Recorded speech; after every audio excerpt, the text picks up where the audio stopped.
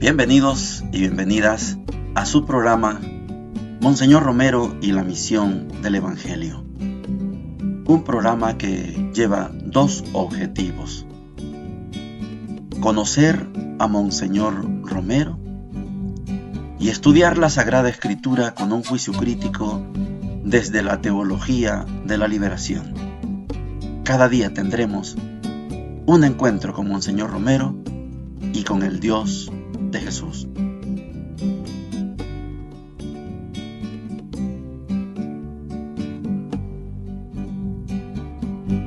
Hola, ¿qué tal? Este es su programa Monseñor Romero y la misión del Evangelio. Hoy es domingo, podemos llamarle domingo de la séptima semana de la Pascua, pero también podemos llamarla fiesta de la Ascensión, solemnidad de la Ascensión de Jesús.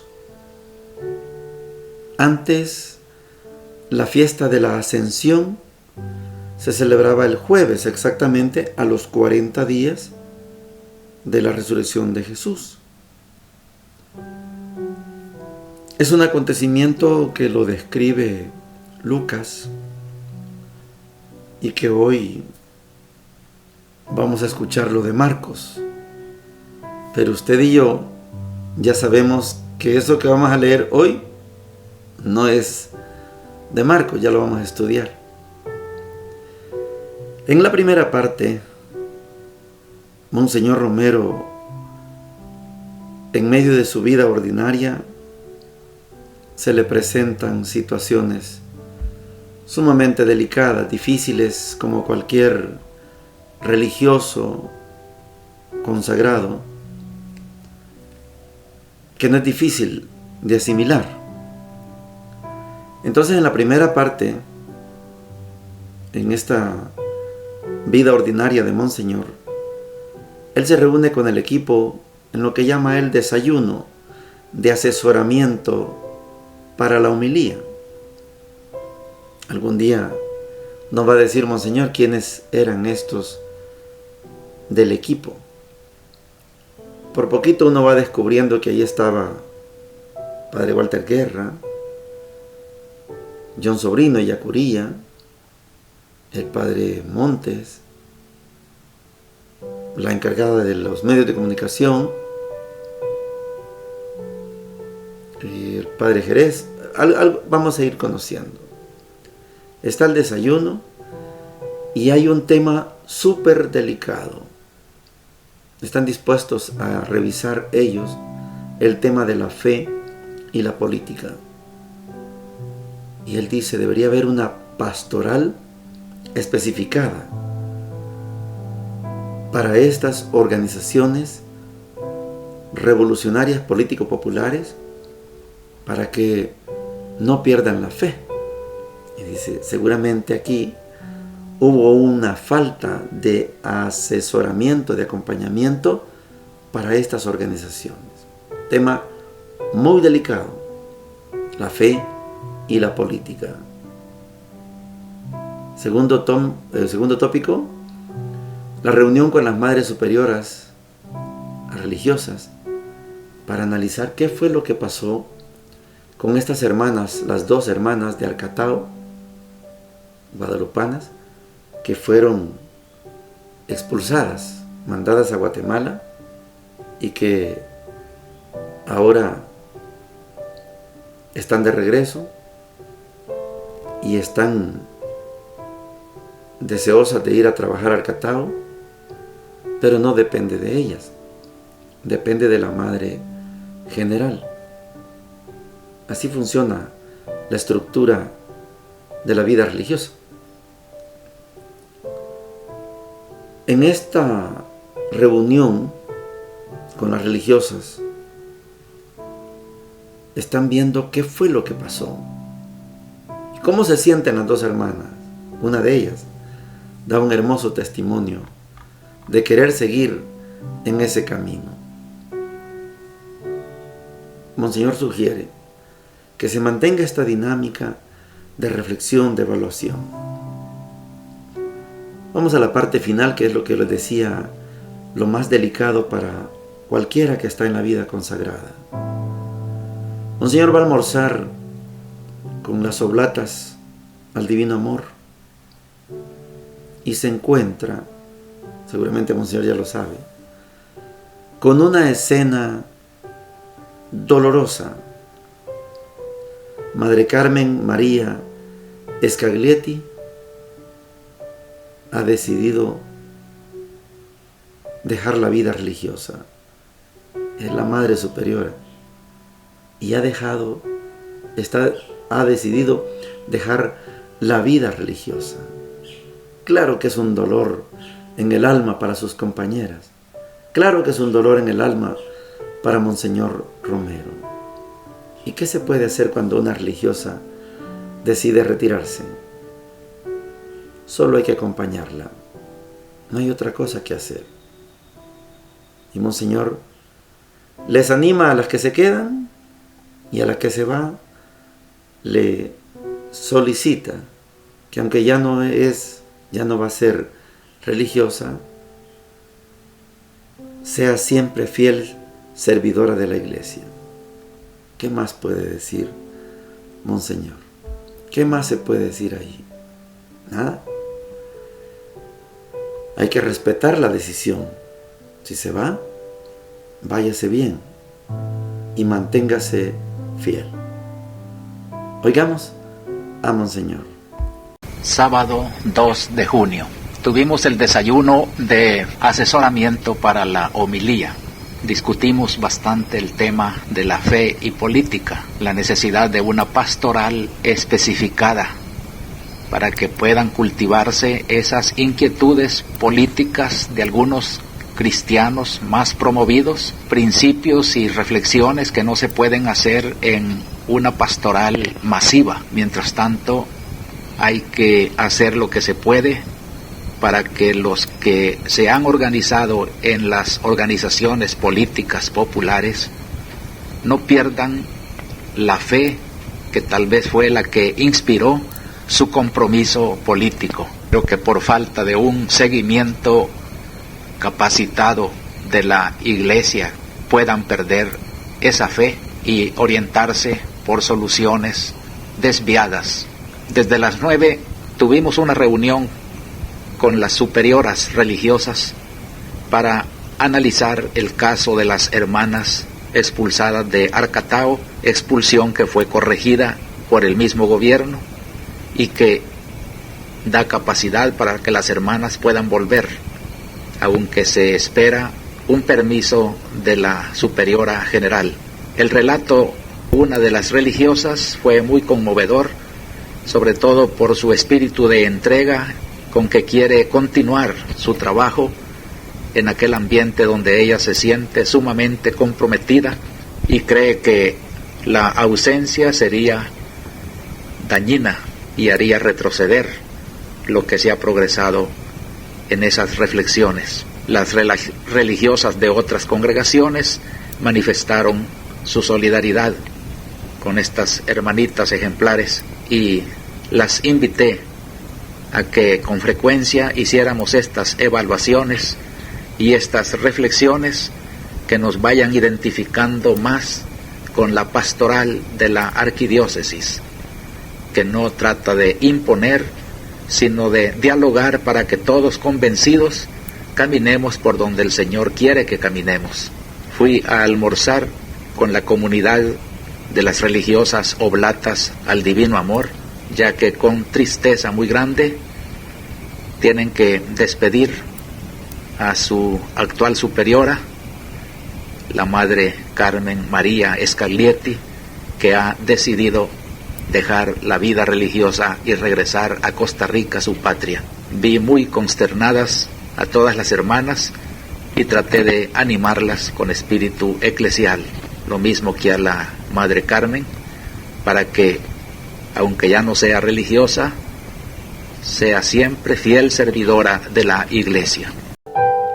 Llegamos a la sección de la Palabra de Dios. Hoy no tengo acceso a las lecturas de forma digital, vamos a tener que usar en físico nuestra Sagrada Escritura.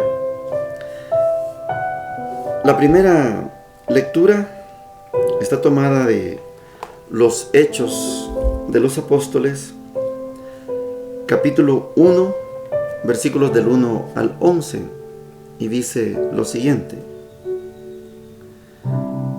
el primer libro lo dediqué, Teófilo, a todo lo que Jesús hizo y enseñó desde el principio, hasta el día en que, después de haber dado instrucciones por medio del Espíritu Santo a los apóstoles que había elegido, fue levantado a lo alto.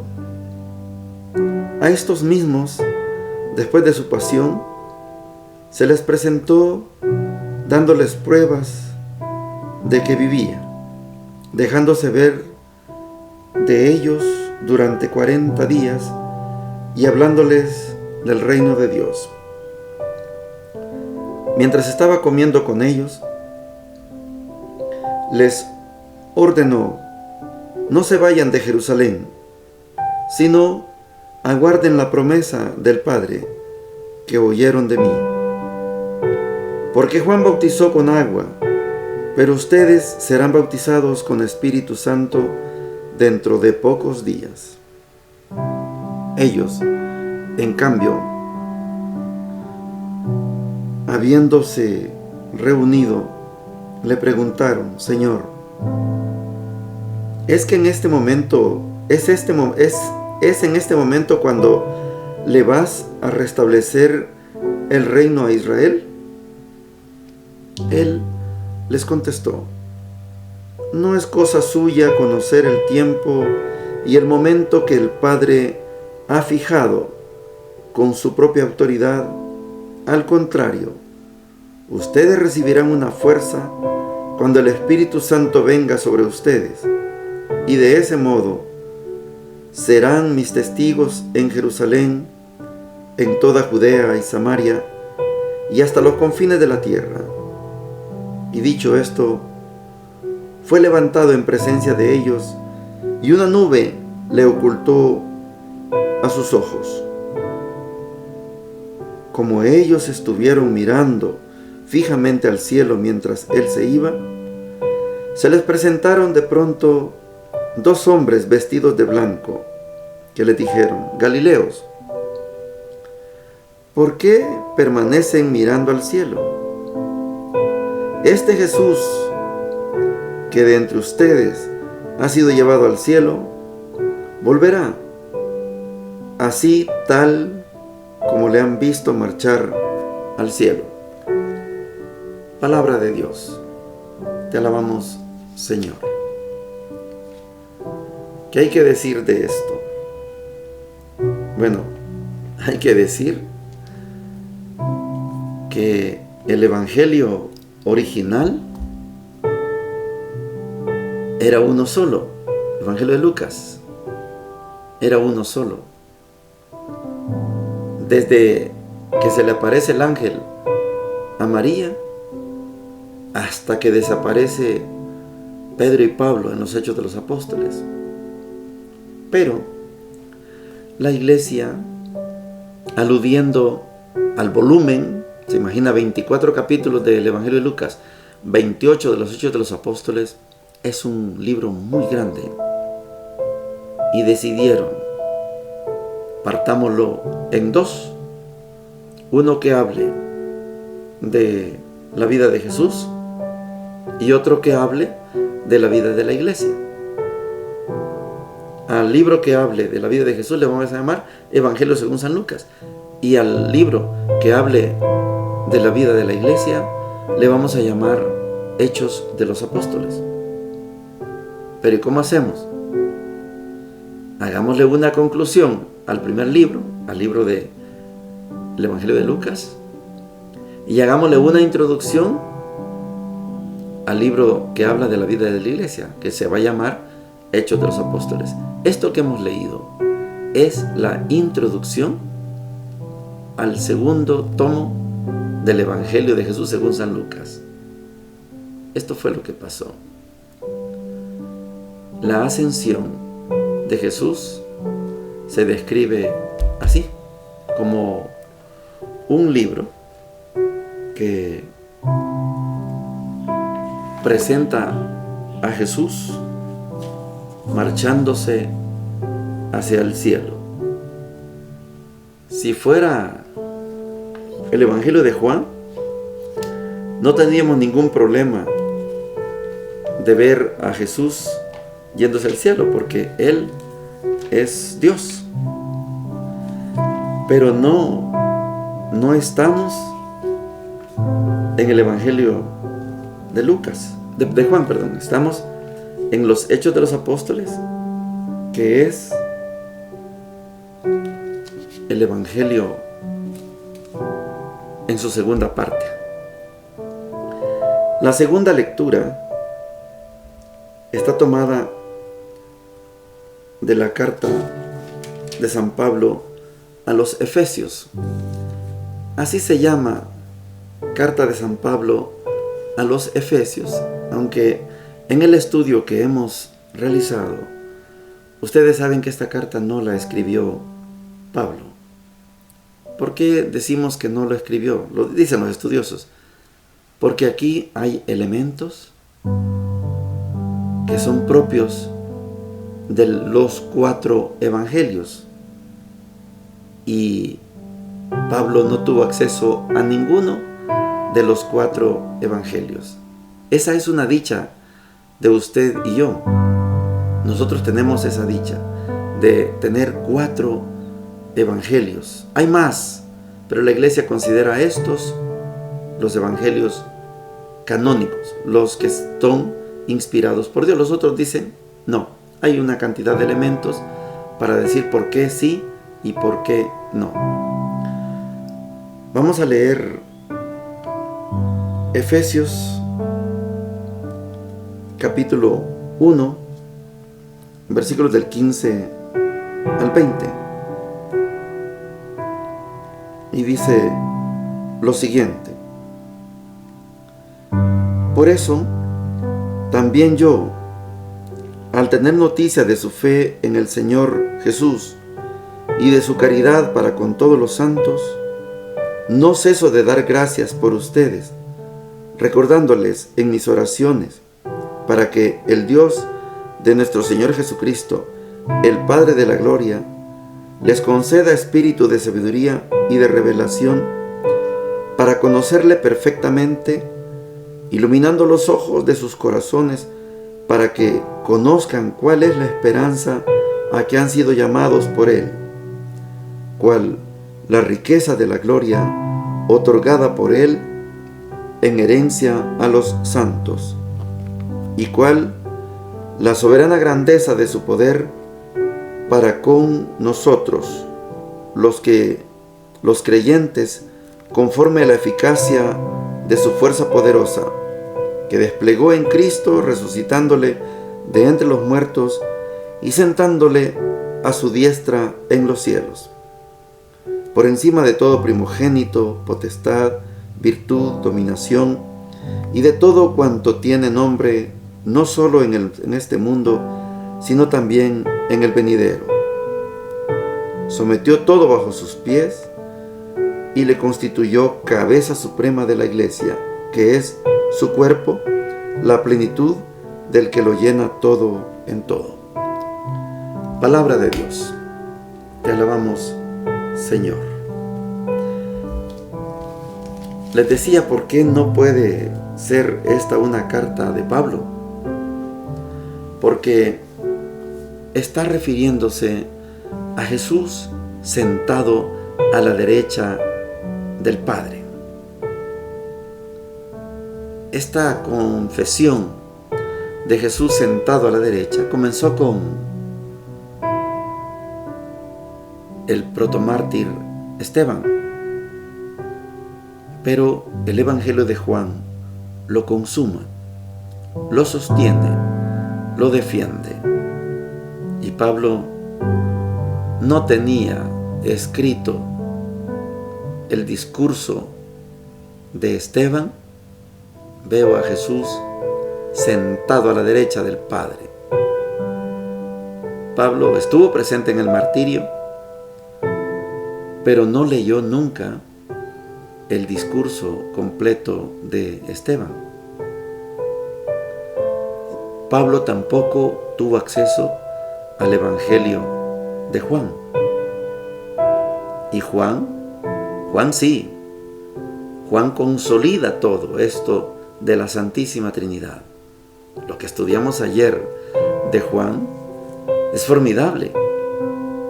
Ya no necesito abogar por ustedes, porque el Padre los ama porque me han amado a mí.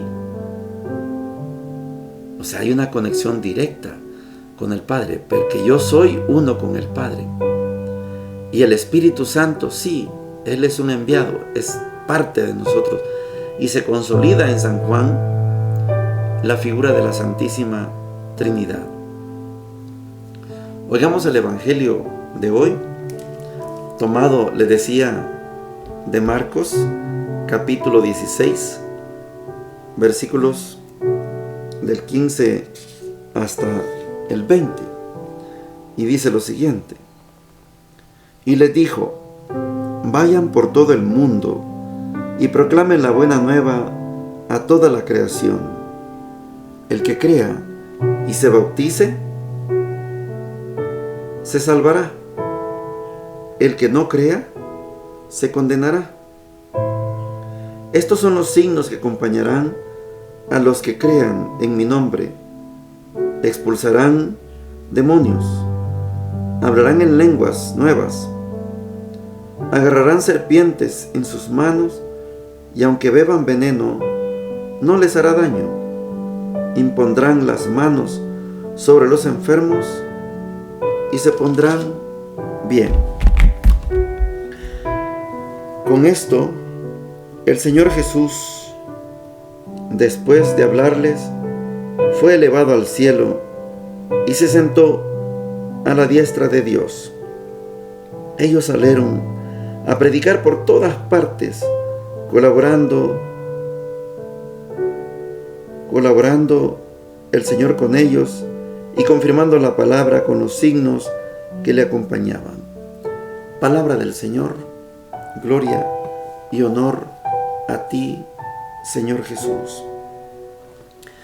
Estoy usando la Biblia de Jerusalén.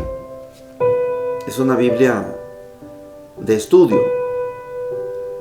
Si usted toma una Biblia como esta y al abrirla se va a dar cuenta que en las partes marginales, aquí en esta cámara no se alcanza a ver, pero en la parte marginal a su derecha y en la parte marginal a su izquierda, usted va a encontrar las notas de referencia. Yo les he dicho en este programa y muchos programas que esto que estamos leyendo no es original de Marcos, aunque la iglesia así lo toma. No es original de Marcos. Voy a hacer un ejercicio. Fíjese el versículo 15. Versículo 15 dice: y les dijo: vayan por todo el mundo y proclamen la buena nueva a toda la creación. Está haciendo referencia, tiene la cita de referencia, Mateo 28, del 15 al 20. No es original de Marcos. Otro: el que crea y se bautice, se salvará. El que no crea, se condenará. La referencia aquí es Colosenses 1:23. Bueno, es una Biblia de estudio. Yo solo quiero que comprendamos que la Sagrada Escritura es perfecta, es palabra de Dios, pero hay que saber el significado. Hay que saber qué fue lo que pasó, qué fue lo que se escribió, en qué momento se escribió. A esto se le llama el texto, qué fue lo que se escribió. ¿Qué fue lo que pasó? ¿El pretexto? ¿Y en qué momento se escribió? Es el contexto. El contexto de esto que estamos celebrando hoy, la ascensión de Jesús, según Lucas, sucede a los 40 días después de la resurrección de Jesús. Tiene toda la lógica. Si allá hubo 40 años caminando por el desierto para llegar a conquistar la tierra prometida, si allá hubo un ayuno de 40 días de Jesús en el desierto, etcétera. Si hay 40 días de sufrimiento y ayuno del profeta Elías, es decir, hay una cantidad de veces que se menciona el número 40 en términos religiosos. Si allá hubo 40 días y 40 noches, bueno, hay que poner unos 40 que sean distintos a los otros 40. Allá era caminar por el desierto 40 años. Allá era ayuno, escondiéndose Elías para que no lo mataran. Allá Jesús ayunando 40 días porque iba a comenzar su misión pública. Aquí lo que hay es 40 días de presencia de Jesús ya resucitado en medio de los apóstoles. Pero estos 40 días no coinciden con el Evangelio de Mateo, con el Evangelio de Marcos. Sí coinciden Juan y Lucas. Juan en el Evangelio y Lucas en los Hechos de los Apóstoles. No se muevan de aquí, quédense aquí y esperen el Espíritu Santo, según Lucas. Según Juan, según Juan no. Según Juan, el mismo día de la resurrección, reciban el Espíritu, insufla, hace un soplido sobre su mano, reciban. Y Mateo no estaba ahí. Perdón, Tomás no estaba ahí. ¿Cuál es el acontecimiento verdadero? No lo sabemos. Porque los evangelios y los hechos de los apóstoles son escritos de reflexión. Pudo ser como Lucas en Hechos 2, pudo ser como Juan en el capítulo 20. ¿Qué es lo fundamental para esta fiesta de hoy?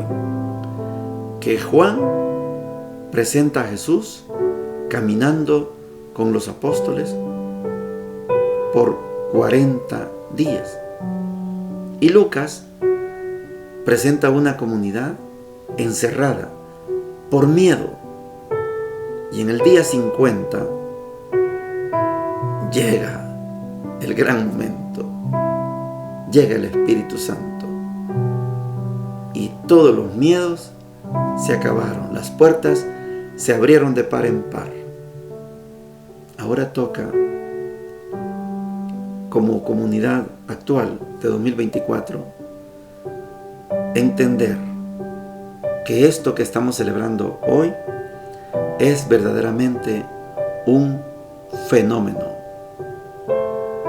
No se puede explicar. Es un misterio. Si usted explica un misterio, se acabó el misterio. Y nadie puede explicar, interpretar, entender un misterio. Los misterios son para adorarlos. Y eso es lo que estamos haciendo en esta ocasión. Bendiciones para todos y para todas. Hemos presentado Monseñor Romero y la misión del Evangelio.